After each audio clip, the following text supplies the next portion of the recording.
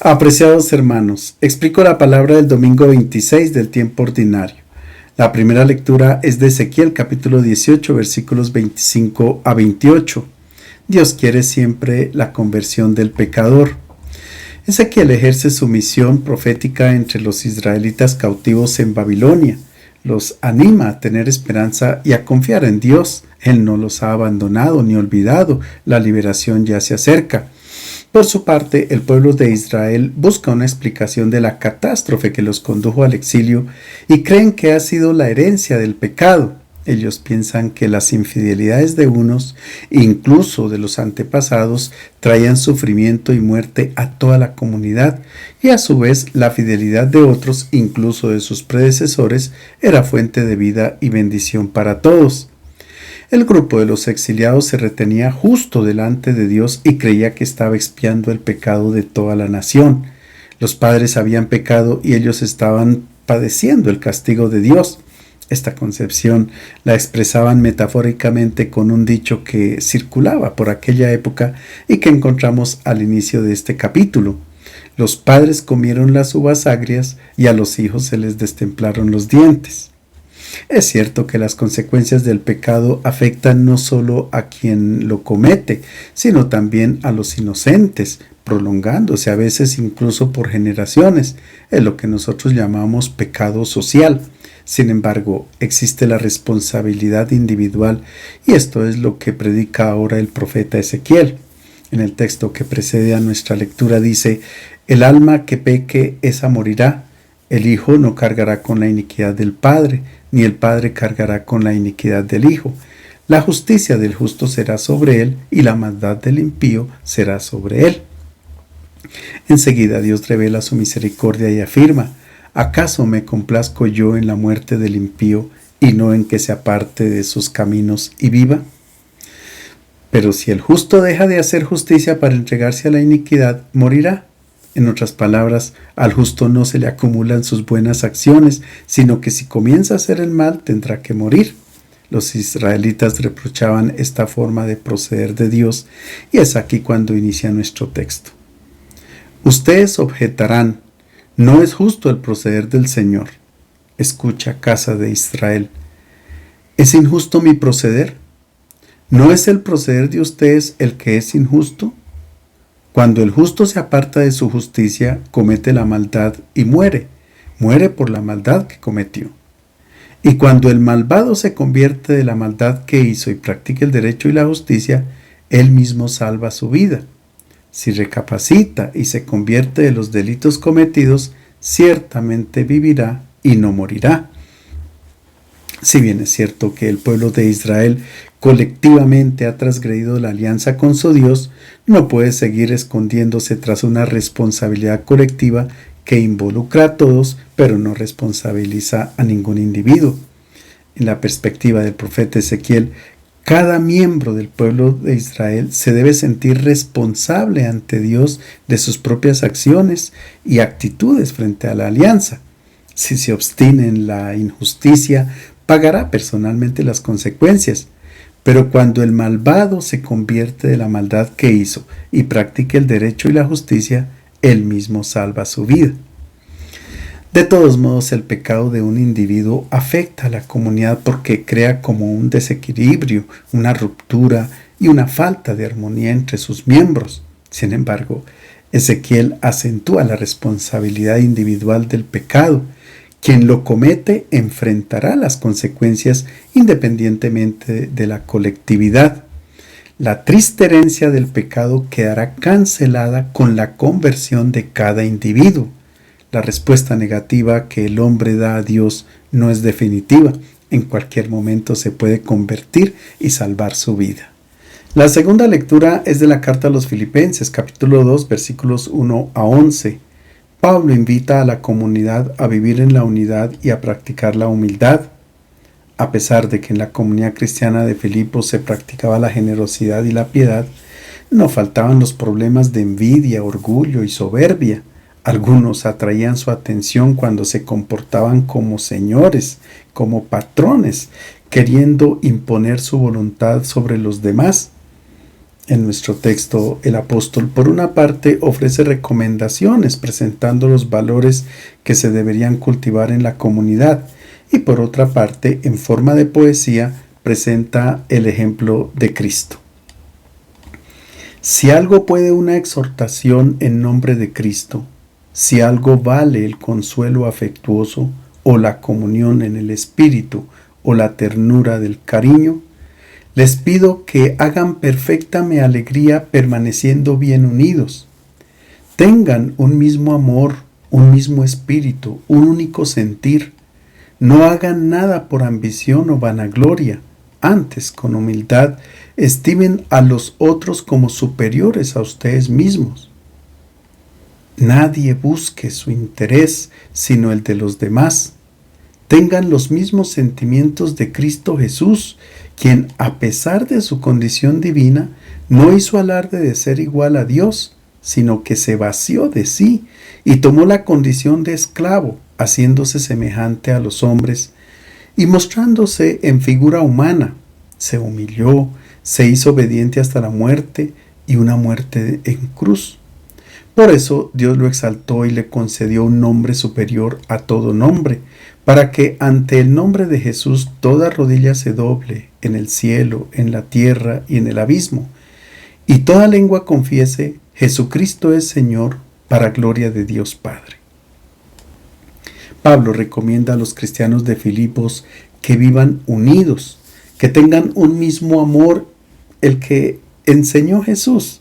Por tanto, habría que seguir su ejemplo. Inmediatamente el apóstol presenta el ejemplo de Cristo y lo hace por medio de un himno que ya existía y que se recitaba en las celebraciones litúrgicas de las comunidades cristianas del siglo I.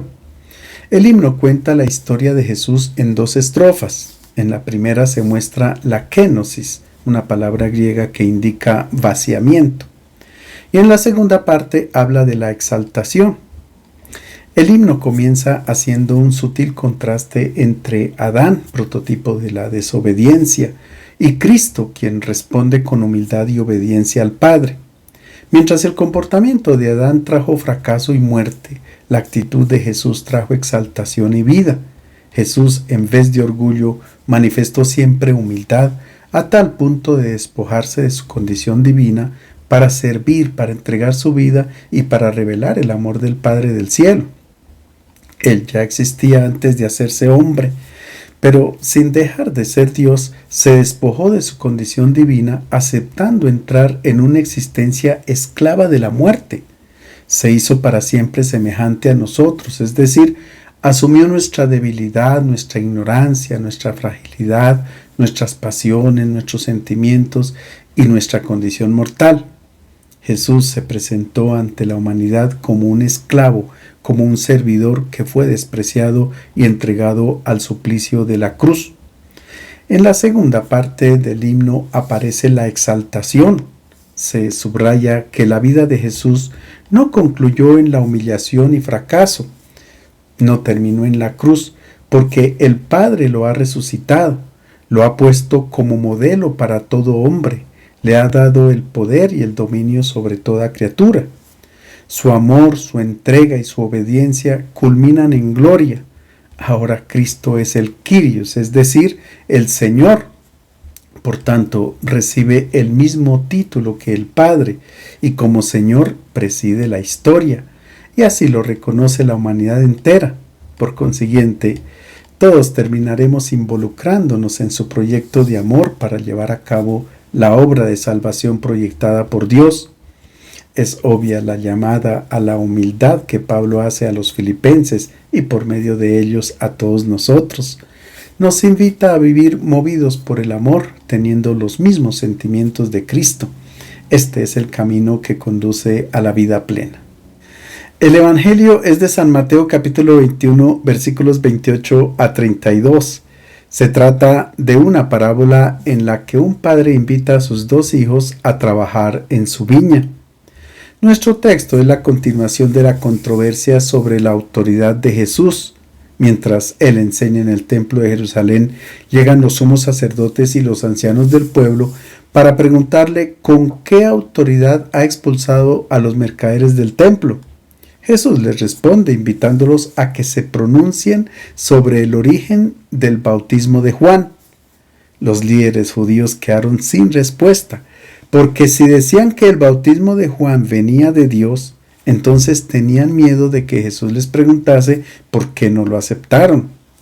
Y si respondían que el bautismo de Juan era cuestión de hombres, tenían miedo a la multitud que consideraba a Juan como un profeta. Así que ellos estaban en una encrucijada y prefirieron guardar silencio. Jesús les hizo entender que él tampoco les daría una respuesta sobre su autoridad para expulsar a los vendedores del templo. Y la razón es muy sencilla, porque ellos tenían el corazón obstinado y rechazaban la novedad de Dios anunciada por Juan y propuesta por el mismo Jesús.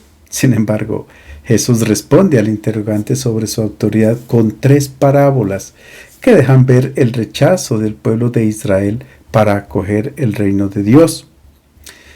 Nuestro texto es la primera de estas 3 parábolas.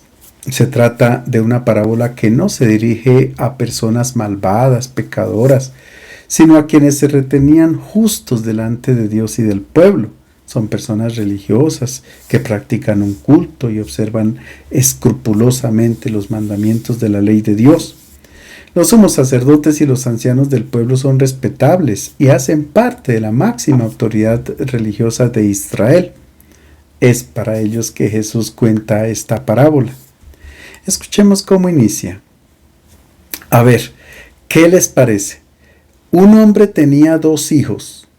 Se dirigió al primero y le dijo: Hijo, quiero que hoy vayas a trabajar a mi viña. El hijo le respondió: No quiero. Pero luego se arrepintió y fue. El tema de la parábola es el trabajo en la viña, un tema que Mateo ya había tratado en el capítulo 20 de su evangelio, cuando Jesús comparó el reino de los cielos con un propietario que salió a distintas horas del día para contratar trabajadores para su viña.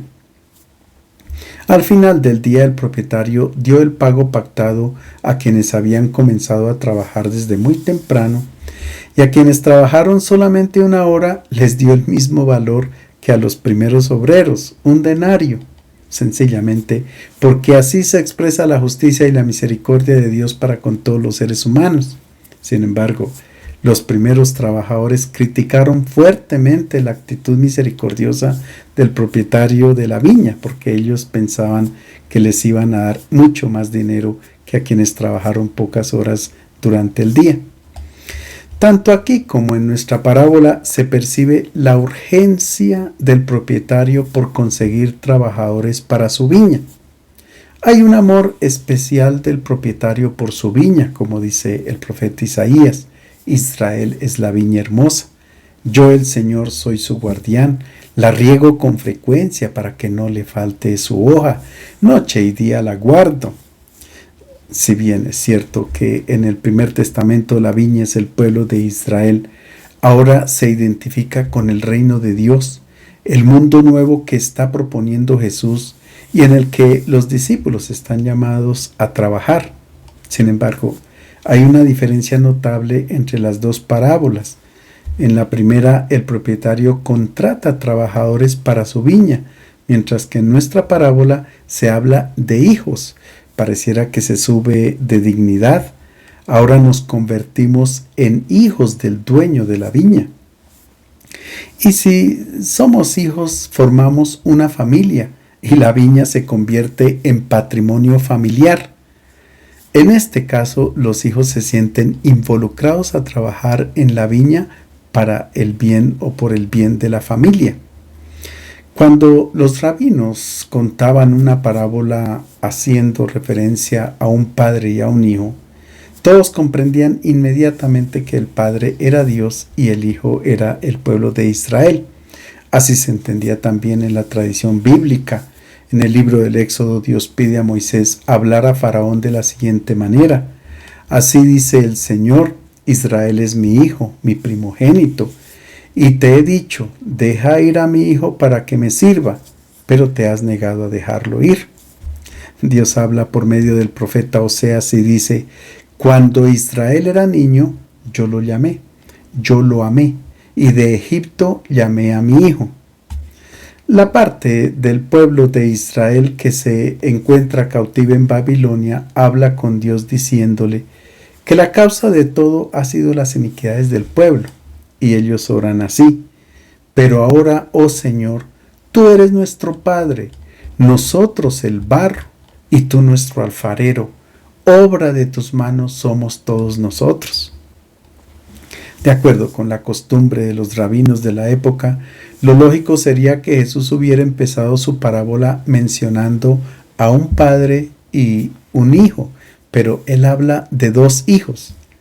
Según la mentalidad de aquel tiempo, los paganos, las prostitutas, los esclavos, etc., no se consideraban parte del pueblo de Israel, por tanto, no contaban como hijos de Dios. Solo quienes observaban los mandamientos prescritos en la ley y tenían un comportamiento irreprochable se consideraban hijos de Dios. Es posible que también hoy existe esta mentalidad y algunos no consideran como hijos del Padre del Cielo a quienes se equivocan en la vida y hacen el mal. Hoy reconocemos más que nunca que todo ser humano es hijo de Dios, que lleva en su ADN la imagen del Creador. Desde que llegamos a este mundo poseemos esta paternidad que nunca se podrá anular. Al mismo tiempo que se recibe la vida biológica de nuestros padres, se recibe también la vida divina. Por tanto, por ser hijos de Dios, todos somos universalmente hermanos. Esto es lo que Jesús quiere expresar en la parábola cuando habla de dos hijos. Se está refiriendo a los malos y a los buenos, a los justos y a los pecadores. Todos somos hijos del Padre del Cielo. Pensando desde la lógica humana, quienes necesitan la conversión son los paganos, los ladrones, los publicanos y pecadores, etc. Pero la parábola que pronuncia Jesús pide la conversión de los justos. La parábola dice que el padre se dirigió al primer hijo para pedirle que fuera a trabajar en su viña, pero en realidad el texto griego utiliza el verbo prothelson de proserhomai, que significa acercarse con afecto, como cuando un padre lleno de amor se acerca a su hijo para indicarle un camino. El padre de la parábola no se presenta como un señor, como un patrón que da una orden, sino como un padre afectuoso que quiere involucrar a su hijo en el trabajo de la viña de la familia. Para decir hijo, el griego utiliza aquí un término especial, teknon, que deriva del verbo tikto, que significa dar a luz. Por tanto, la parábola sugiere que el padre tiene también una actitud maternal cuando se acerca a su hijo. El padre se acerca al hijo para hacerle tomar conciencia de su condición de hijo y no de siervo o esclavo. Se acerca de forma amorosa porque quiere indicar a su hijo el sentido de la vida. Si quiere la felicidad, es suficiente con que trabaje en la viña de la familia. Trabajando con amor y dedicación en la viña es como se garantiza una excelente cosecha de uva y por consiguiente se asegura un vino de alta calidad. Y como sabemos, el vino es signo de amor, de gozo y de alegría, de fiesta y de vida. Pero la respuesta del hijo es bien fuerte. Celo. No quiero. Tal vez tenía en mente otros proyectos, disfrutar de la vida de otra manera. Pero también es posible que haya entendido todo el esfuerzo que implica trabajar en la viña de la familia y por esto da una respuesta negativa. Tal vez quien responde inmediatamente de forma afirmativa con un sí, es posible que no comprenda realmente lo que implica trabajar en la viña del Señor. Si se trata de cumplir con algunos ritos y practicar algunas devociones o incluso hacer algunas obras buenas, sería muy fácil y no requiere de tanto esfuerzo. Pero cuando se comprende lo que realmente implica el Evangelio, que al fin y al cabo pide la donación de la vida en el servicio, entonces es posible que uno se eche para atrás y la respuesta sea negativa. Pero el primer hijo de la parábola comienza a reflexionar sobre la respuesta negativa que ha dado a su padre y se arrepiente de haber dicho no, cambia de idea y va a trabajar en la viña. Tal vez comprendió que quien le pedía este trabajo no era un patrón, sino un padre amoroso que quería únicamente su felicidad. Por tanto, confía en su padre que quiere para su hijo una vida bella y con sentido. Es importante que en nuestras catequesis, además de presentar la palabra de Dios y sobre todo el Evangelio con sus implicaciones, presentáramos el rostro amoroso del Padre y de su Hijo Jesucristo, que son quienes nos proponen un proyecto de vida bello para alcanzar la felicidad. No son las órdenes de unos patrones que tendríamos que obedecer como esclavos, y a lo mejor acompañadas de algunas amenazas. No. Cuando comprendemos el amor de Dios y de Jesús, entonces confiamos en ellos y tomamos decisiones en coherencia con el Evangelio. Son decisiones que nos conducen a la vida. Y ahora escuchemos qué cosa sucede con el segundo hijo. Acercándose al segundo hijo le dijo lo mismo. Este respondió: ya voy, Señor, pero no fue. ¿Cuál de los dos cumplió la voluntad de su padre? Le dicen: el primero. El padre se acerca a su segundo hijo con el mismo afecto con que lo hizo con el primero. El texto griego utiliza el mismo verbo, prothelthon.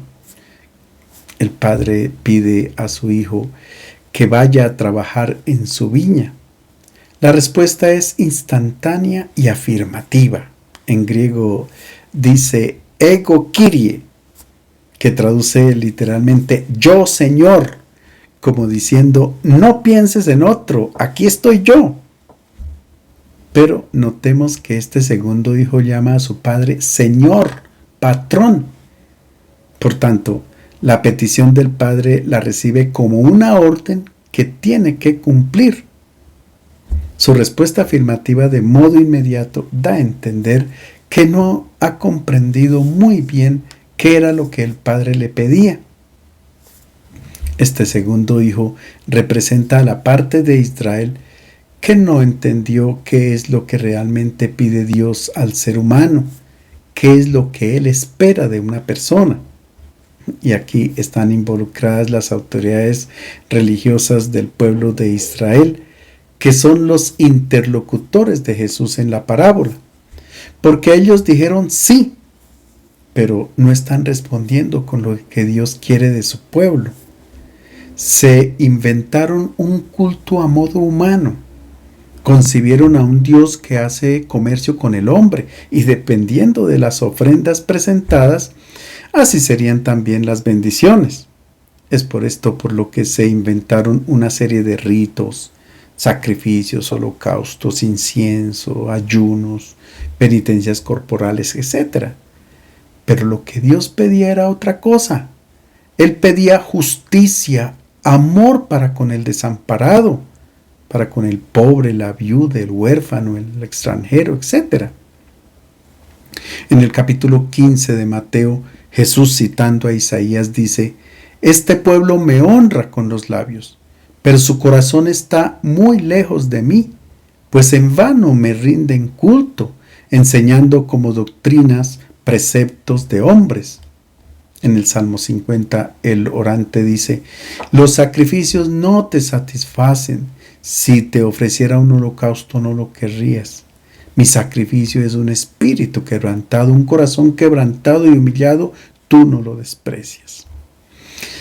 Hubo un grupo en Israel que no producía los frutos requeridos por el Señor. Como dice el profeta Isaías, esperó de ellos derecho y ahí tienen asesinatos.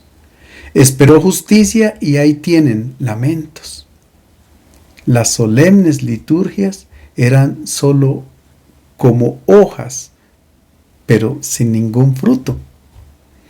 Es posible que nosotros también nos identifiquemos con este segundo hijo cuando decimos sí a Dios, pero no entendemos qué es lo que quiere de nosotros. También nosotros hemos inventado prácticas religiosas que solo tranquilizan nuestra conciencia y no nos empeñamos en la construcción del reino de Dios, entregando nuestra vida en el servicio gratuito a nuestros hermanos. Es que en el discurso de la montaña Jesús fue muy claro cuando dijo: no todo el que me dice Señor, Señor entrará en el reino de los cielos, sino el que hace la voluntad de mi Padre que está en los cielos. Cuando Jesús pregunta a los sumos sacerdotes y a los ancianos del pueblo, ¿cuál de los dos hijos ha cumplido la voluntad del Padre?, ellos responden sin dudar: el primero. Tal vez nosotros también nos identificamos con el primer hijo cuando hemos dicho que no al Señor, pero luego reflexionamos y comenzamos a trabajar en la construcción del reino de Dios desde el lugar de donde nos encontremos y desde nuestra profesión. Si bien es cierto, la parábola no presenta explícitamente un hijo modelo con el cual nos podamos identificar, todos comprendemos que es con Jesús de Nazaret que estamos llamados a identificarnos plenamente. Él ha respondido con un sí definitivo a la voluntad del Padre. Lo recordamos cuando en su momento más difícil, en el Getsemaní, oró así: Padre, si es tu voluntad, aparta de mí esta copa, pero no se haga mi voluntad, sino la tuya. Y Pablo escribe a los Corintios: el Hijo de Dios, Jesucristo, no fue sí y no. En él solo fue el sí. Todas las promesas de Dios se convirtieron en él en un sí. Él es el único que ha dicho siempre: sí, Padre, esa ha sido tu elección. Y ahora escuchemos cómo Jesús habla a sus interlocutores, que son las autoridades religiosas. Y Jesús les dice: les aseguro que los recaudadores de impuestos y las prostitutas entrarán antes que ustedes en el reino de Dios. Porque vino Juan enseñando el camino de la justicia y no le creyeron, mientras que los recaudadores de impuestos y las prostitutas le creyeron. Y ustedes, aún después de verlo, no se han arrepentido ni le han creído. Es claro que Jesús no está poniendo como modelo de comportamiento a los recaudadores de impuestos ni a las prostitutas, no. No está diciendo que ellos son justos y buenos, mientras que los piadosos judíos son malos, no. Jesús hace una constatación, el verbo está en presente. Los pecadores públicos que no tienen un refugio religioso donde esconderse, anteceden a quienes se consideran justos por sus prácticas de piedad. La parábola hace también una clara alusión a los paganos que no eran bien vistos por los piadosos judíos, pero que ahora adquieren el rango de hijos de Dios.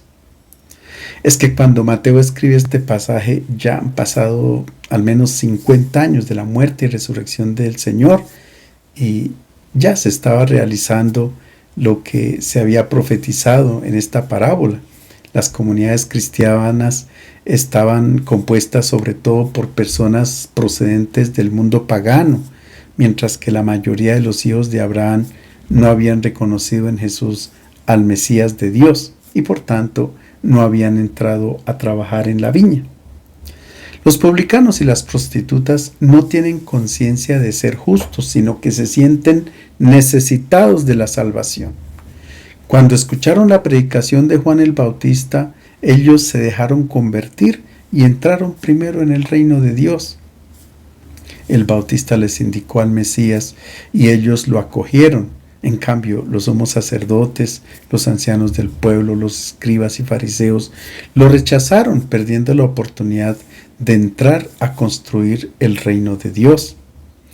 Nosotros estamos trabajando en la viña del Señor, estamos construyendo el reino de Dios, es decir, estamos edificando la sociedad alternativa donde todos vivimos movidos por el amor de Jesús. Nuestros frutos son uvas dulces, aptas para producir un vino de alta calidad. De este modo, Somos capaces de ofrecer alegría, gozo y esperanza a nuestros hermanos, aun cuando hayamos dado una respuesta negativa al comienzo, pero luego hemos decidido obedecer a nuestro Padre e ir a trabajar en su viña. Les deseo un feliz domingo.